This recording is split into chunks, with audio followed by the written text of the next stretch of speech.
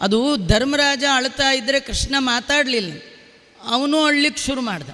ಧರ್ಮರಾಜನಿಗೆ ಆಶ್ಚರ್ಯ, ನಾನು ಯಾಕತ್ತೆ ರೀಸನ್ ಇದೆ, ನೀ ಯಾಕೆ ಅಳ್ತಾ ಇದ್ದೀಯಾ? ಕೃಷ್ಣ ಅಂದ, ನೀವೆಲ್ಲ ಪರ್ಸ್ನಲ್ ನಿಮ್ಮದಕ್ಕೋಸ್ಕರ ಅಳ್ತೀರಿ.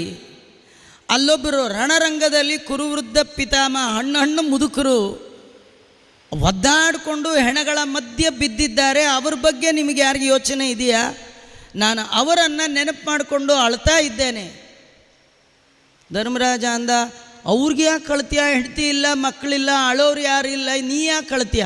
ಕೃಷ್ಣ ಅಂದ, ಅವ್ರಿಗೆ ಯಾರೂ ಇಲ್ವಲ್ಲ, ಅದಕ್ಕೆ ನಾ ಅಳ್ತೇನೆ ಅಂದ. ನಮ್ಗೆ ಯಾಕೆ ಅಳಲ್ಲ ಹೇಳಿ? ಅಳ್ಳಿಕ್ಕೆ ಅಂತಲೇ ತುಂಬ ಜನ ನಾವು ಮೇಂಟೈನ್ ಮಾಡ್ಕೊಂಡಿರ್ತೀವಿ, ನಾವು ಹೋದರೆ ಸಾಕು, ಅವ್ರಿಗೆ ಅದೇ ಕೆಲಸ. ಕೃಷ್ಣ ಹೇಳ್ತಾನೆ, ಅವ್ರಿಗೆ ಅಳೋರು ಯಾರಿಲ್ಲ, ಅದಕ್ಕೆ ನಾ ಅಳ್ತಾ ಇದ್ದೀನಿ. ಹೋ ಅಂತತ್ತ, ನಿನಗೆ ಅವ್ರ ಕೈಲೇ ಹೇಳಿಸ್ತೀನಿ, ನಿನ್ನ ಕರ್ಕೊಂಡು ಹೊರಟ.